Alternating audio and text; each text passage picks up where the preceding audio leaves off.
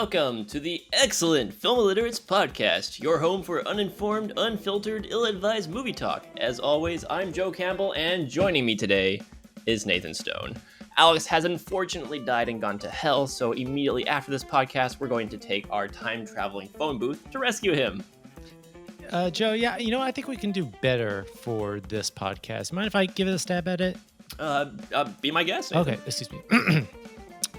Greetings, any dudes and dudettes still out there listening to us. We are the Film Illiterates, Joe and Nate. So ever since Bill and Ted first sparked our lives and our screens back in 1989, they have traveled across space and time, faced off death, and allowed him to join their band, won the hearts and married two princesses, defeated their evil selves in a battle of the bands, and not even before finishing high school. Now, nearly 30 years later, Bill and Ted are back at it again to finish a song that will unite the world. Will this movie surpass all of our expectations, or is this where Bill and Ted will have to face the music? That was quite excellent! I guess we're going to have to put in like a guitar sound effect every time we say excellent. I'd say for this episode, just every other sentence, you put in a guitar riff just throughout the entire podcast. For no cue whatsoever. It's just like we'll say something and then guitar riff. Exactly. That will not grow old at all, will it? Oh, I don't think it will. But before we get into Bill and Ted facing the music, before we face the music, let's talk about what we've watched on our own recently. Nathan! Oh, well, thank you, Joe. Let's see. So because we were going to watch Bill and Ted Face the Music, I thought, hey, I'm going to check out a Keanu Reeves movie I've never seen before. I ended up seeing A Scanner Darkly, the 2006 sci-fi animation rotoscope thriller written and directed by Richard Linklater. In a near future where America is virtually losing the war on drugs, Robert Achter, a narcotics cop in Orange County, becomes an addict when he goes undercover. So, Joe, have you seen this movie?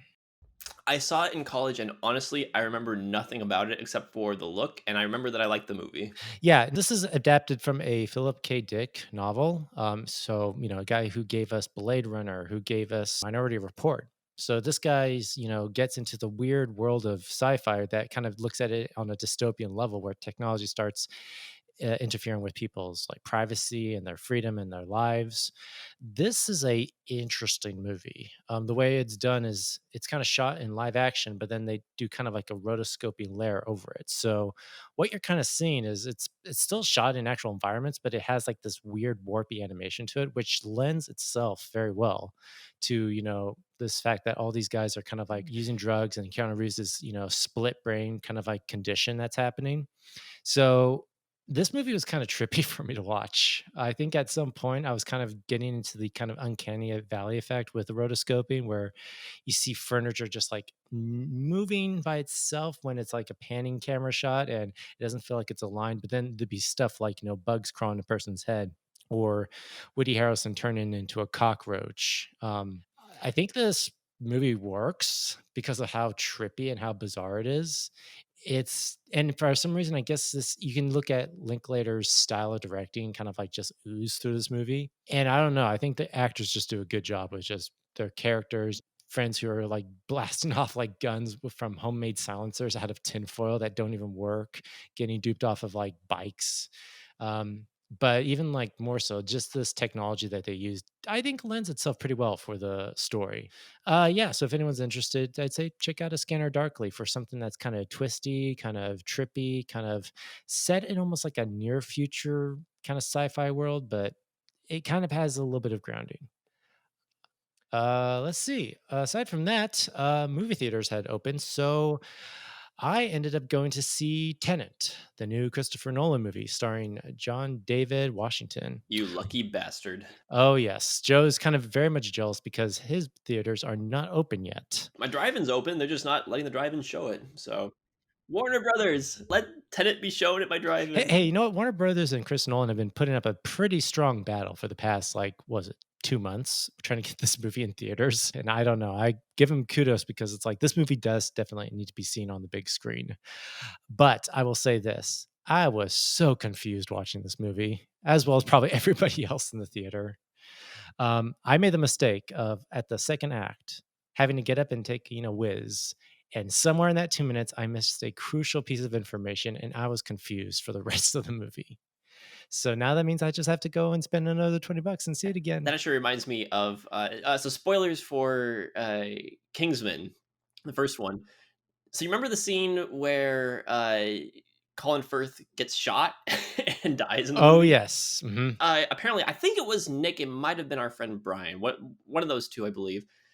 Told me that when they first seen the movie, they'd gotten up to go use the bathroom right when that moment happened. When they walked back in, the whole theater was just looking at them like, "Oh no, you walked out at the wrong moment." Yep, pretty much. I kind of felt the same way when I walked back. I was like, "Oh boy, I'm feeling that. Yep, I missed something." How was the sound intended? I've heard very conflicting things about it being difficult to hear or understand.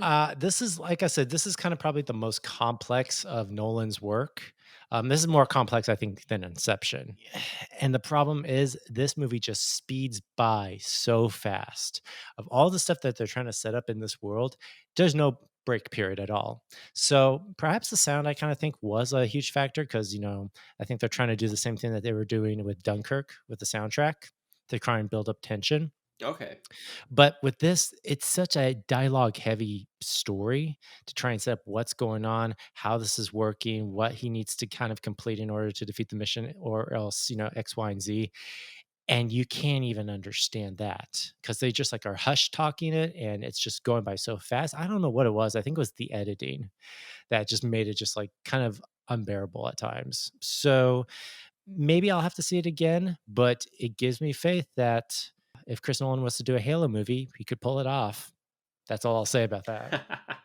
Well, I can't wait till I get the opportunity to watch it, which may not be till it, I don't know, hits HBO Max or video on demand or something. Mhm.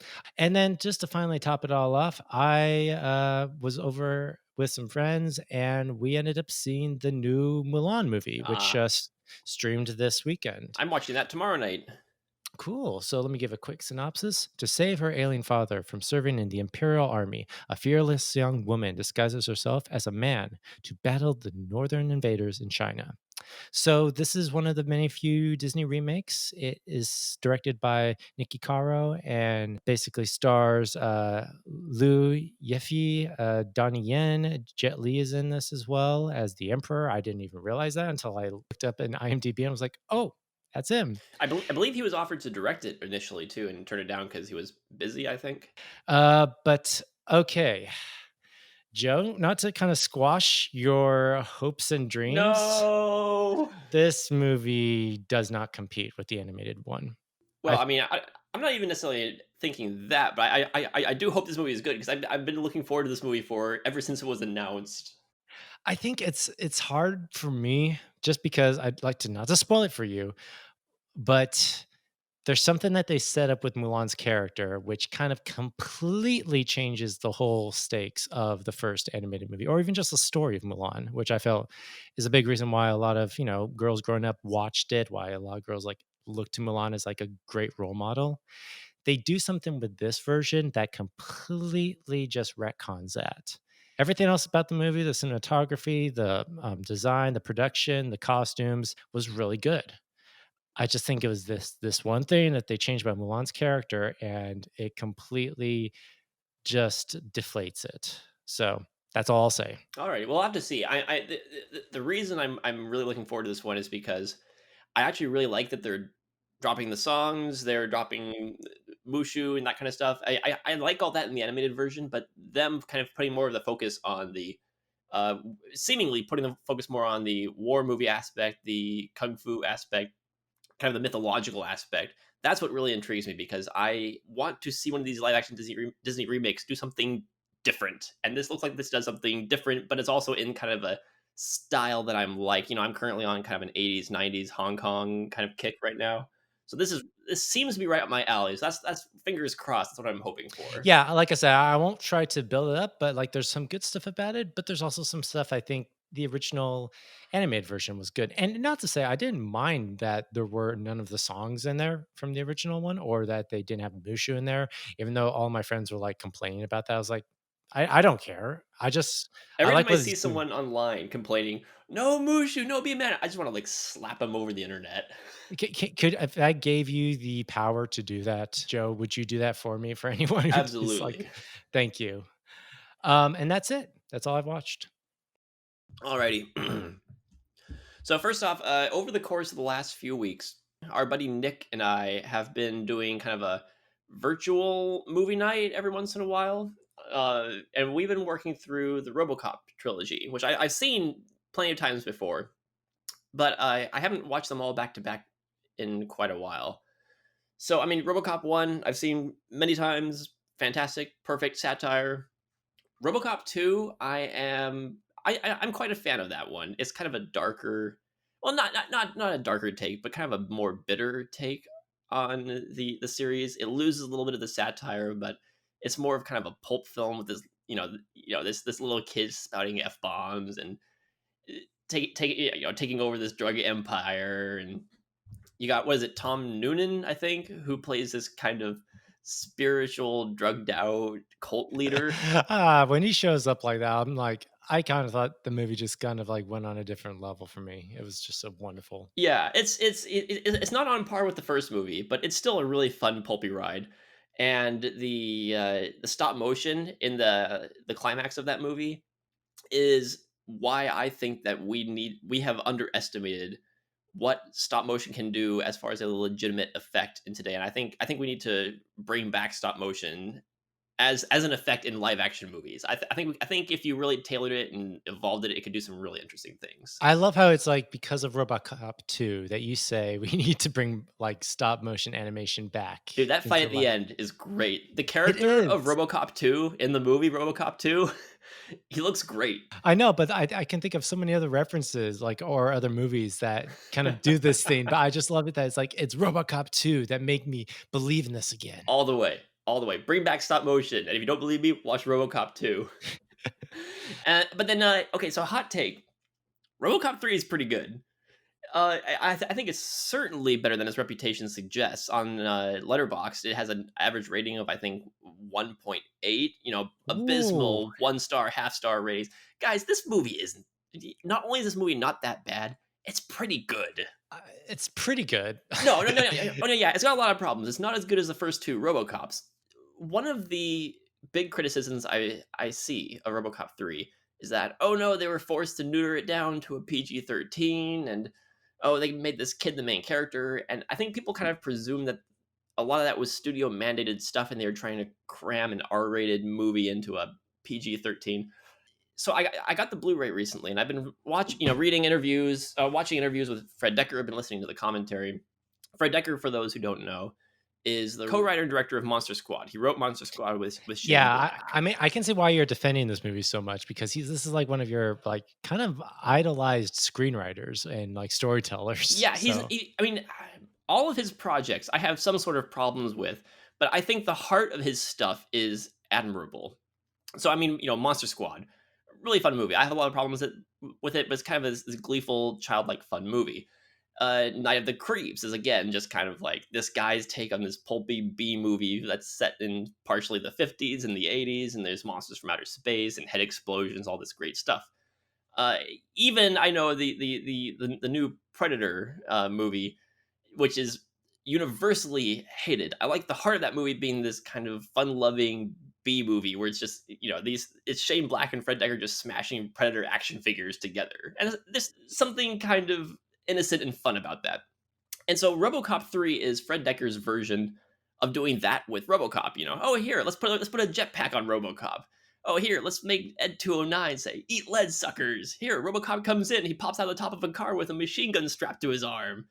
It's all these fun touches.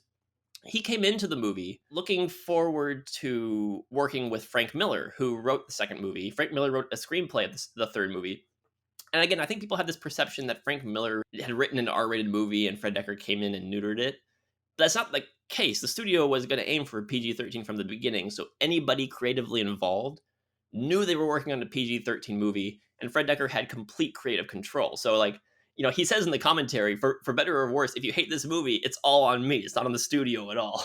wow, he taking the bullet just like that. Honestly, I think the biggest reason why I think myself I didn't like RoboCop 3 as much is because Peter Wheeler wasn't in it. Yeah, and that's the thing. He mentions that. Do you know why Peter Weller wasn't in this movie? I think it's because he just had a problem with the studio, or he didn't get the budget, or just the salary he asked for. I don't know. Peter Willard turned down the role, but he came in to personally talk with Fred Dekker about the screenplay and about the movie. And Peter Weller, according to Fred Dekker, didn't have a problem with any of that. He just couldn't do it because he was shooting Naked Lunch at the time. And he just couldn't work it into the schedule, even though he liked everything about it. He just wasn't available, basically. Honestly, I kind of think, in my opinion, he lucked out.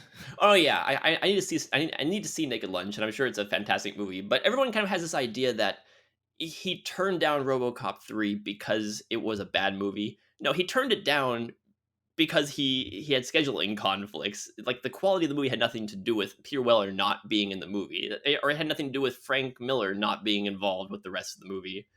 As far as I know, everybody involved was on board with this vision. It's just the vision didn't turn out to be the sort of thing that most people wanted. But for my money, I mean, it is a lesser movie than the first two, but it is a fun movie. It's got this, the kid being the main character apparently was Frank Miller's idea initially, and that carried through, and it fits kind of Fred Decker's sensibilities of, we're seeing RoboCop next to this little kid, and we got this whole family dynamic coming apart and coming back together again. Yeah, yeah. Rewatch RoboCop 3 sometime, and just look at it as just kind of a kid in a candy store having fun with this franchise. I know, yeah, and honestly, this was, like, made with, like, just half of the budget that the first one had, so, give him kudos for just doing what they can on a 22 million. Oh yeah, I forgot. Shane Black is in this movie too. Oh, was in that? Who was he in it? Early on, he has a cameo as a cop in a car chase, and he has a good chunk of dialogue in there. A few lines here and Man, there. okay, I'm gonna have to revisit this again just to get a second opinion of it. Yeah, it's not. I mean, again, it's not a great movie. It's got a lot of problems. It kind of it kind of lags a little bit. It's not as tight as it could be. I think it could go sillier. I think they should have done more over the top things. But it's not bad, guys. It's not bad. I like how I'm looking at some audiences' reviews of it on just Google right now, and they're just like saying, it's it's a '90s movie. For a '90s time capsule movie, it's actually something worth giving a shot at. So No, that's good. Maybe there'll be a reevaluation of RoboCop 3 sometime in the future. I like how people are now kind of like saying, like, because it's a '90s movie, they set that as a standard for when watching this. It's like, yes, there's a lot of movies that came out in the '90s, but because this was a '90s movie, hold it to that standard. It's the same way, like, you would say, like, it's a '70s movie or an '80s movie or early 2000s movie. Everyone has like their dating standard now. And then finally, I started watching The Boys. Season 2 started this week. Amazon dropped the first 3 episodes. Nate, did you watch season 1 of The Boys? I started getting into it. I think I still have like maybe half the season to go through, but I'm liking it so far. I like a lot of shows out there. I watch Westworld. I watch Barry. I'm currently watching Lovecraft Country, as I talked about in the last episode, or Raised by Wolves. The Boys is probably one of the few shows that I get really excited for, though. I mean, when season 2 came out, I thought, oh man, I really need to watch the next 3 episodes. I'm really hooked on this show.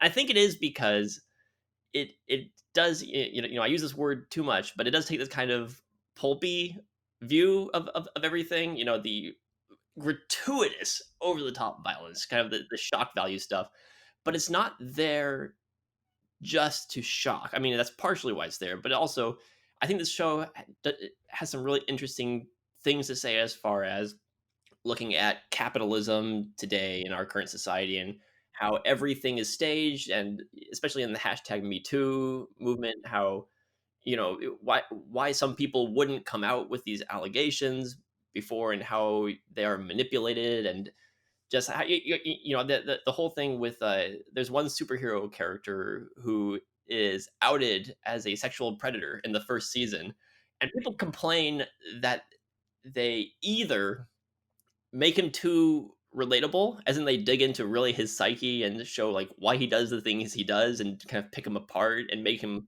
a real human character. Or there are other people who don't like how nasty he is, because they're like, oh, he's such a cute, lovable guy. Why do they have to make him a sexual predator? I guess that was the one thing I was kind of noticing about when I was watching the shows, is that I like that stuff. I like when it's a complex character that you can't necessarily root for, because it kind of just shows, down to the core, we are all human. We all have different motives, and it's sadly our choices that we make are the kind of the consequences we have to reap. But I don't like how audiences, like I'm noticing this with audiences out there, they don't like it when it's that muddy or that kind of gray. It's like they need it to be polarizing. It's like, no, not necessarily, because that's not how real life is. Yeah, exactly. And it's like this particular character is a horrible, manipulative character, but diving into his psyche kind of gets you to see like, oh, this is how these people think. This is how they operate. They don't see themselves as the bad guys, and this is why we need to really fight against them. And here is how we can do that. I mean, it is a very bitter, nihilistic, really dark, kind of fucked up show. Honestly, it's kind of like, if the Marvel decided to do their own Watchmen, this is kind of on that scale. It just dives a little deeper in more of a kind of contemporary era as opposed to what Watchmen was, which is like kind of Cold War, complete nuclear annihilation. Yeah, the Homelander, the Superman character of the show. I haven't seen this actor in anything else, or at least not that I know of. But this character is one of the most frightening characters I think I've seen in a long time because the fact that he's so powerful yet so like on the edge of reason. This guy could snap at anything, at anyone, at any time, and nobody could stop him. Makes him so frightening. So there would be scenes where a character is arguing with him, just standing next to him like a normal human character, and you're like, you don't know if this character is going to survive this conversation because this guy is just so off his rocker. Exactly. It just built up the tension that much. And that's one thing I was noticing about this. Like, wow, this guy's he could finish a conversation like that if he wanted to. Exactly. So I quite enjoy the boys. Of course, I can't finish off this little blurb without bringing up Carl Urban, who steals every single scene he's in. Freaking Carl Urban, I man. love that since Dread, there's been kind of this reappreciation of Carl Urban as an actor because he is fantastic and he is on level 11 in this I show. think all the actors kind of know to bring their A game in this, but Carl Urban does bring an extra tier to that, and I do appreciate it. So very uncomfortable show, very messed up show. But if you can stomach it, I quite enjoy the boys, and I'm very interested to see where they're going with this season.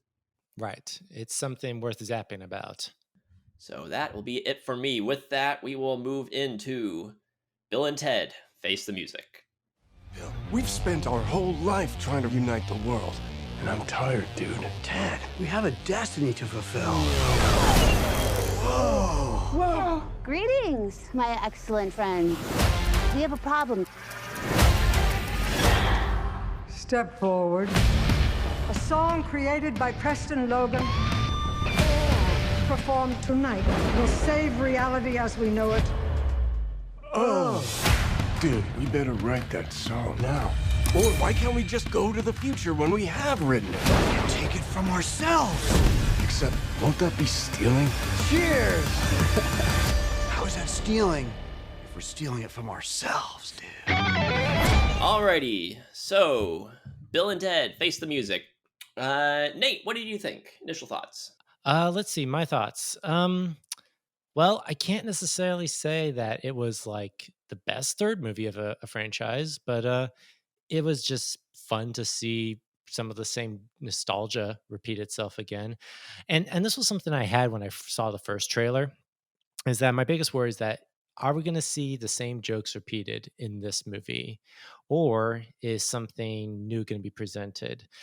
And sadly, the latter didn't really happen for me. I kind of felt like it was a rehash of the same jokes, and I didn't see anything new or different being offered. But maybe that was my expectation kind of going in. Maybe I just held it too high after seeing Bogus Journey and Excellent Adventure, and I just wanted to see something new. When was the last time that you watched Excellent Adventure and Bogus Journey? It was a couple of months ago because I had a feeling with this movie coming out, I was going to revisit them. I like Excellent Adventure. I think it's a fantastic, just 80s piece. Just a lot of just the scope with Bill and Ted being introduced as like these two slackers, just rocking out and just trying to pass high school. And somehow they come across this time machine booth and go back in time and bring Joan of Arc and Billy the Kid and Socrates into their present day and age and seeing how they're interacting with the modern world was great. I love that stuff. And then Bogus Journey, it's like it kind of gets a bit more into like this, afterlife, our meaning and our existence. And I don't know, them facing off with their evil selves was kind of funny. I like how they just like, oh, hey, Bill, how's it going, Ted? How's it going, Ted? And I just like that kind of stuff, like just seeing how two guys like this would act. And I don't know, this movie was it spent a lot of time just rehashing those same jokes. So I rewatched Excellent Adventure and Bogus Journey probably within the past couple weeks before this movie came out. Going into it, my biggest concern was that they weren't going to take it in a new direction. And the reason that concerned me was because each movie has its own very unique identity conceptually. Excellent Adventure is a time travel movie. Bogus Journey is a supernatural adventure movie. And I was thinking, oh, I'd like to see what kind of concept they'll come up for the third movie. And the trailers showed a lot more. Oh, they go to hell again. Oh, they're doing more time travel, collecting historical figures. So that was one of my two biggest worries about going into this movie. My second biggest worry was about Alex Winter and Keanu Reeves stepping into this role again after what 20, 30 years. Yeah, a long time since then. Especially after Alex Winter. I mean, he's no longer an actor. He hasn't acted in a very long time. I think he works behind the scenes on some other movies. I'm not quite sure what he does these days. And Keanu Reeves is so far removed from that character type. He's John Wick now. He hasn't played the kind of whoa character in a really long time. And so those are my two biggest concerns going into this movie. Nate, I've seen this movie twice now and I love it. So you managed to see it 2 times. I went to the drive-in twice to see this movie. First time I went to go see it by myself, and then we got my sister to babysit, and I took Katie to the drive-in so she could go see it too. So I need to ask you then, like, what is it about this third movie that just sparks with you? Like, do you think it does do that, go in a different direction, or is there something like it's more of just like a nostalgia piece? So no, and yes. Okay. So this movie doesn't do anything new. Well, almost doesn't do anything new conceptually. It's more of a blend of the first two concepts. You have the time travel, the gathering, the historical figures, and you've got the supernatural stuff. So they kind of just revisit elements from the first two movies. Mhm. There's hints of a third element that I really liked, and if I was writing this movie, I would have gone all in on that as the hook, which is Bill and Ted meeting up with alternate versions of themselves, just Rick and Morty it. Mhm. Because to me, those are some of the best parts of this movie. And I guess I should say now, spoiler warning for the movie. I'm sure Nate and I will be talking about all sorts of different points of the movie. We're going to be going into spoilers at some Right. point. So fair warning, spoilers for Bill and Ted Face the Music going out here forward. So, I mean, for instance, Bill and Ted's specifically, their story going into different points in the future, meeting up with different versions of themselves. Those were the highlights of the movie for me. I loved every moment of that with, future versions of them are being dicks to themselves. And it just kind of, of course, they're trying to get away from the responsibility of having to write the song that will bring together the universe and save the universe. So those are the highlights for me. The rest of the stuff, though, I found I liked, even if it wasn't unique. So, for instance, the subplot with the daughters going back in time and trying to gather up historical musicians to make a band. Yeah, it's a rehash of the first movie, but I like the actresses. Samara Weaving is always great to see these days. Yeah, I was gonna say, like, this was like, this is her coming off of like Ready or Not, and I'm like, okay, so she's definitely gaining a footing in like, this kind of bit almost like these nostalgic pieces. Like I guess Ready or Not is kind of a bit of a nostalgia, like, slash 'em up kind of, movie. And this is like, it's an 80s like homage. So also Bridget Lundy Payne, who plays Bill's, daughter, is kind of fun to watch as well. Her doing the Mhm. whole deep voice and totally just owning the Keanu Reeves persona. That was kind of fun to Yeah, watch. so I like them as characters, and there were moments in their time travel adventures having Jimi Hendrix jamming out with Mozart. it's such a fun little pure moment of just it's unique. I mean, the concept is the same as the first movie, but it's a unique moment in this movie. I like how Mozart was like getting kind of a little angry because he thought he was like performing an original piece, and seeing and hearing Jimi Hendrix kind of Yeah. like almost like basically dual banjoing it with him, and he gets so frustrated. He's like, "How dare you steal my music?" It's a great moment. Actually, I was gonna say the one favorite moment I had of this is when Kid Cudi comes into the picture, and he's a quantum physicist. And I'm like, "Where did this come out?" That was actually my favorite joke in this whole movie. Probably my favorite joke in the movie, and and this was when I went to go see this with Katie, she laughed probably for about 5 minutes straight, just right after this moment.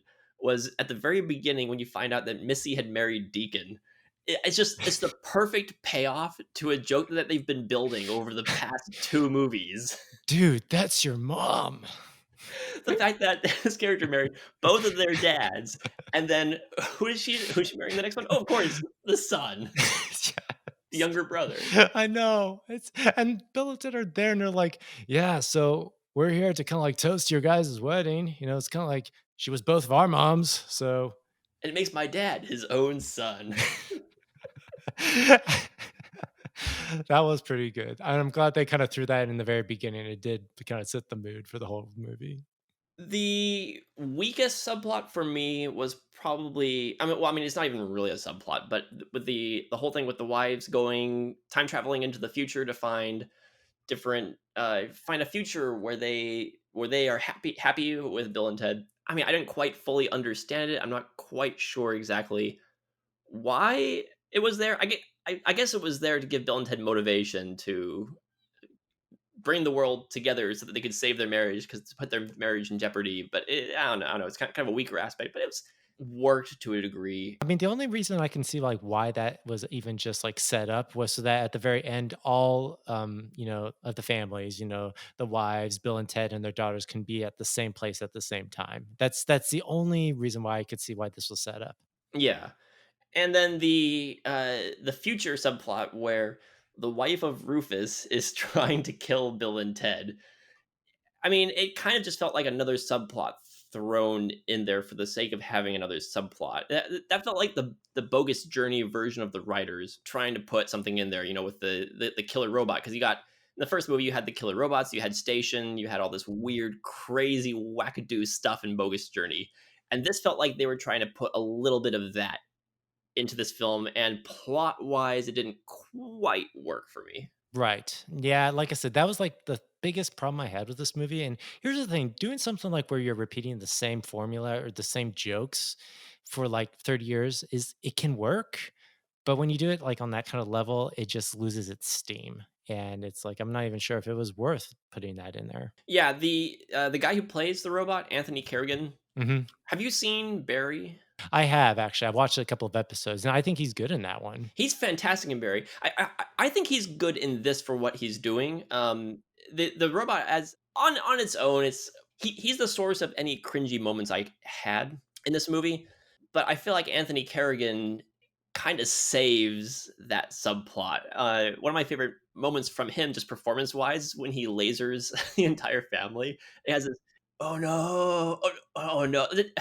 Just like the way he delivers that is perfect. Honestly, I think him just like admitting, "My name is Dennis Caleb McCoy," like just constantly as like this insecure robot who has to put himself out there, and just like I thought that was like, it's okay. It could have been a fun year, but he does bring as much as he can to the part. I think without him in that role, that character would have annoyed me. As it was, I was okay with it. 25 years ago, you played a concert in front of the entire world. 1 month ago, you played in Barstow, California for 40 people, most of whom were there for $2 taco night. Bill and Ted, what have you got to say for yourselves? Be excellent to each other. And party on, dudes. So, Joe, you were talking about how each of the movies kind of does something different. Excellent Adventure is a time travel movie. The second movie is a supernatural movie.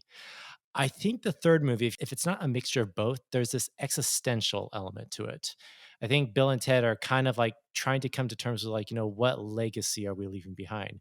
Throughout the beginning, they're trying to figure out like we're supposed to write the song that would unite the world, and 30 years later, we're still banging our heads in the garage over it. And throughout the movie, when they're kind of like traveling into the future to find the song and steal it from themselves, there's a lot of this, coming to terms with their existence. What kind of life are we leaving behind? We spent our lives thinking we would be great doing Wild Stallions, and that didn't work out. We were hoping to, marry these princesses and live happy fairy tale lives, and that didn't work out. So there's this existential element. And I almost think the movie's trying to put that in. And I saw those moments when they shone through. And it also plays into the very ending with like what, the conclusion is. I don't know. Were you seeing the same thing? Yes, and I think part of that also ties into my second concern, which was Alex Winter and Keanu Reeves coming back to these roles because they are playing slightly sadder versions of themselves, just sadder, more tired versions of themselves, because they have been trying to write this song their whole lives and they haven't come up with anything, and then now all of a sudden they're put on the spot at the last second. I think that works to their advantage. I think Keanu Reeves especially, because he isn't the same actor he was 30 years ago. I think coming into this from kind of a more grounded existential level works in his favor as a more dramatic actor today. And Alex Winter, I thought he was fantastic coming into this. I mean, it's like he stepped off the set of the older movies and just kind of aged up the character a little bit and came in. So I agree with you that I think that this movie does kind of make it a little bit more existential and makes it more about the characters literally finding themselves in some cases and kind of realizing what their ultimate role in the universe is. And that was nice. Now, I mean, this being Bill and Ted is not going to get too too grounded or too No, it's not serious. getting too deep with that. But no, like I think what the conclusion it comes to is I think I called it like, oh, this is what's going to happen.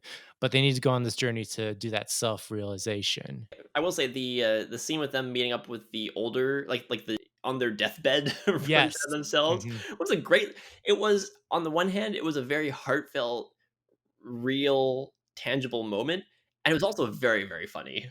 Oh, yeah. No, I think it was very funny, especially like, "They are some nice boys." I was just like, I'm sorry I wasn't there for you. No, you never let me down, me. Yeah, like that kind of stuff I liked. When those moments came in and even like okay, like early in the movie when they're in the garage and they're trying to write the song again, it's like, "Dude, I'm thinking about sending my, Les Paul, man." It's like that realization of when, like, we have to put our past behind us, that was us when we were younger, and we have to move forward. And him just like saying like, "I need to sell my Les Paul." I'm like, that's I like those little dramatic moments. It's kind of like a little like wake up call for them to say like, what have we been doing with our lives? And it was like it's those moments I was like, man, okay, I was not expecting that punch in the feels, but oh, wow. Yeah, which is also interesting because that would be another thing that I would be worried about in a modern day Bill and Ted movie is that the Bill and Ted movies historically haven't been about kind of serious self-realization. They've been just very silly romps. Bill and Ted are caricatures of characters in the first two movies. And I would be worried in any other hands, I would be worried about them trying to make the characters too serious, too grounded. Oh no, Bill and Ted are too cardboard cutout cartoons. We need to make them real, tangible characters. And I like that this movie has some of that, but it doesn't overwhelm the movie. They never become kind of depressing characters. They become a little bit more real, but they're still the old cartoon versions of themselves, which I appreciated. Yeah, I think actually one thing that lends itself to this is the director, Dean Pariso. I think that's how I pronounce it. It's the guy who directed Galaxy Quest and Yes. Red 2. And I don't know, he has this good sensibility of like knowing the genre picture that he is directing and what audience this is for, but bringing that kind of sensibility and that sensitivity and that kind of sentimental value to it.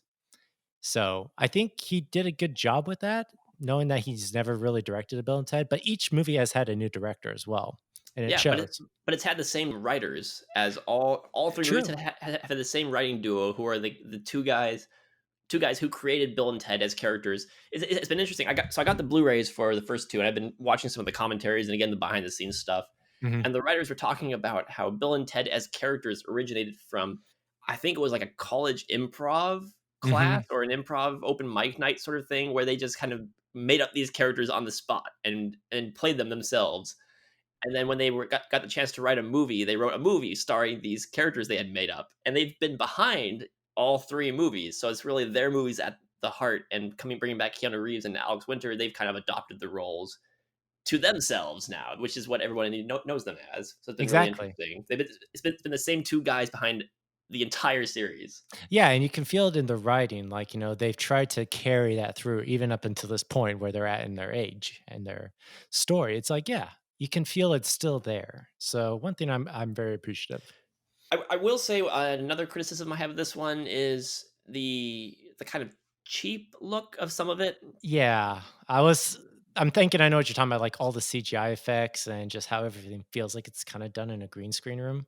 Yeah, so I was a little bit worried about that going in, knowing that everything is very CG heavy, and especially in Bogus Journey, there's a lot of really creative set design and character, animatronics and character work and Right. all that kind of stuff. This one did have a little bit of that. Oh, they're just walking around a green screen with a giant CGI background, Exactly. like when they go to the future, Mhm. especially. Or even like, I guess like, one of the things that kind of happens is like as it's getting closer to the point where they have to play the song and time and reality are splitting and people are being dropped in different dimensions and such. It's just like people are being dropped and it's like, oh, you can totally tell that that was an actor on a green screen just like put somewhere in the background. Like the lighting just has that inconsistent look. Yeah, I will say, as far as that finale is concerned, I did appreciate that when they save all of space and time, there's these kind of sparkly animated effects around them, and those did look kind of more old school animation type. I'm sure that they were CG, but they kind of fit in with the Bill and Ted aesthetic from the first two movies. It's just kind of they're surrounded by all these sparkles and stuff. Sparkles, man. Whoa. Whoa. I had And to throw that in there. We had to get some kind of guitar riff in there somewhere. exactly. And then was it Dennis McCoy? Dennis Caleb McCoy. Dennis Caleb McCoy. I mean, he looked cheap and janky, but I think that's kind of why I liked him, is because is clearly an actor in a cheap and janky kind of looking effect. Mhm. Actually, no, I'll admit one of the things I did kind of like when they meet Death again, and Death is kind of like this guy who still holds his grudge. And was like, "You kicked me out of the band. I had a bass riff that was like, yeah, but it was like 15 minutes long. Nobody wants to hear a bass riff that long, dude." I don't know. Bringing him back was kind of like I was worried that this would be a joke. Like, oh, do we need to bring Death back? But it worked. Somehow it worked. I was just so happy to see William Sadler come back into that role. Yes, and when he's, like, trying to talk with Dennis and is like, "I can do some dance moves if that helps." "Yes, why don't you go practice over there?" No, yeah. So I really enjoyed this movie. I mean, on the scale of the first three movies, I mean it's probably my least favorite. But at this point, that's really it's not by a whole lot. It's kind of nitpicking for me at that point. uh the first one is a very joyful, lovable time travel movie. The second one is a very creative kind of adventure movie, and this one is just a very sweet retread, yeah, revisiting the first two movies. And then it ends on a really nice note. It is very abrupt, but it's that song that saves the universe moment. I just kind of got the warm fuzzies, like, oh, it's all coming together now. Yeah. Should we get into the ending and, kind of what the big reveal is at the end? Yeah, sure. So as it's kind of revealed, like, they're told in the very beginning, like, um, "Bill and Ted, you guys were supposed to write the song that unites the world because we refer to your last names, Preston and, Rogan, right?" Preston Logan. Preston and Logan. What they didn't realize, it was the daughters, Preston and Logan, their daughters, who actually helped write the song. And so there's this overall message of Bill and Ted thinking our legacy weighs on this song, which really their legacy was them being fathers and bringing two daughters in the world. And I don't know, I think that's where the whole existential part comes in. It's like, what do we leave behind when we feel like we haven't done anything with our lives? It's their kids. And I don't know. That was kind of like a nice little, like, I kind of called that was going to come up. Especially like, when you have Bridget, Maine, and Samara Weaving in these roles, is like they're going to play some part in this. And I kind of liked that message because it made them feel like, you know what, even if we didn't do anything big or meaningful with our lives and Wyld Stallyns didn't turn out the band we wanted, hoping it was going to be, we brought two daughters to carry on the legacy. And I'm like, oh, okay, that's nice. Yeah, yeah. It's nothing profound, but it was sweet. It was cute. I liked it. Yeah. So obviously, that's a spoiler for Bill and Ted. Is it's their daughters who save the world. Also, listening to again the commentaries for the first two movies, one thing that the writers kept mentioning was how they cast Rufus with Mhm. George. George Carlin played Rufus, and he couldn't come back obviously for this Right. one. But they were saying how he's kind of the straight man of the first two movies. I mean, he's from the culture that was raised on Bill and Ted, but he is a very kind of down to earth character. There's nothing over the top or exaggerated about him. And I think, if anything, this movie needed something like that. I guess the princesses are the closest we get to that, but they're barely in the movie. And the only reason I noticed it was because Kristen Shaw plays Rufus's daughter in this one, and Yeah. I kind of noticed that, like, oh, they got an over the top comedian to play this other role, so you kind of lose the straight man element And that honestly, Rufus gave to the I first two movies. and honestly, I was kind of sad with her. Kind of like she was advertised being in this movie, and I don't know. I didn't find her stuff that funny. Like she's kind of just idly walking around on her phone, kind of not doing anything. I'm like, She's just well, kind of there to move the plot forward for some kind of, information. yeah. But I guess with her, just this is Kristen Saul, and I'm like, she could have done something. She could have said something that would have actually been fun. Yeah, yeah. This movie is. I mean, there's a lot going into this movie. It's almost kind of a bloated movie. I think you could probably strip a little bit out of this movie and make it a little bit more streamlined. So, it's she was gonna get lost in the shuffle. I don't know if there's footage, more footage from her that just didn't make the cut. But yeah, yeah. I mean, she was okay for being she was fine for being a plot motivator Hmm. of sorts, but yeah, you're right, she didn't really have a whole lot to do in the movie. Yeah, honestly. Alrighty, so final thoughts. I quite enjoyed this movie. It was a lot of fun. I will say the second time I went to go see it with Katie, I enjoyed it a lot more than the first. The first time it was fun. I enjoyed it, but I think seeing it with someone or with an audience really helped for me, at least. Just because I caught more jokes the second time around too. The scene where they go forward in time and they try to trick their future selves by putting buckets on their heads so that they would remember what they did. I missed that. I missed the motivation behind that joke the first time, and it was great. So yeah, I love this movie. I will get it when it comes out on Blu-ray. I hope they make a commentary for it so I could kind of compare all three movies and see how their 30-year transition was to get here, how the writers' thinking worked. And so yeah, I would recommend Bill and Ted Face the Music. All right. For me, I guess maybe that's one thing I probably could have done actually is gone to see it with a bunch of other people who were either fans or they were, they knew the movie themselves, as opposed to watching it on Amazon Prime, which I did at home. Um, So I sad. I know it's a very sad life. I'm kind of like death, just like reliving his glory days. But overall, I kind of think the movie does do some interesting things. I like, you kind of think, okay, 30 years later, do we need another Bill and Ted movie? And I think yes, because it's saying something about that culture. There's an interesting commentary going on about like, each one is like a fun ride. And this one is kind of more of like, well, when that those days are gone, how do you wrap it all up? How do you go back or go forward or just live in the moment to really appreciate it. And I think it says some good stuff. You know, we get the whole cast in there again. I love how, like you mentioned, Death is back in there. We have some, you know, some replays of Rufus in there.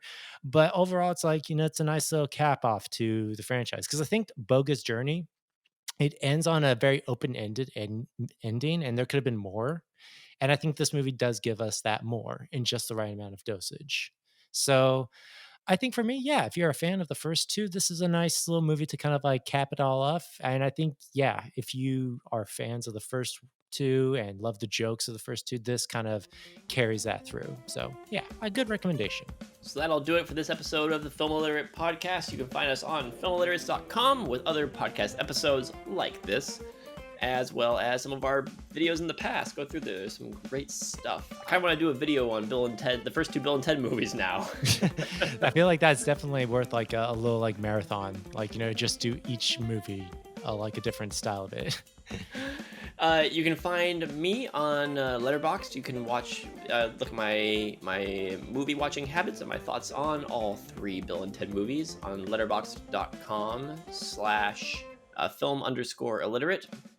Nate, where can people find you? Well, you can find me here on Film Illiterates. I do the podcast and videos with these guys. I'm on Letterboxd at Letterboxd/Ivan Glaisberg, and I'm also on Instagram for Nathan_Stone_films. Take a look at some of the photos I've taken, some videos I've made, and more stuff is coming. So stay tuned. And of course, you can also find us on twitter.com/filmilliterates. Keep watching movies and keep it easy. Station!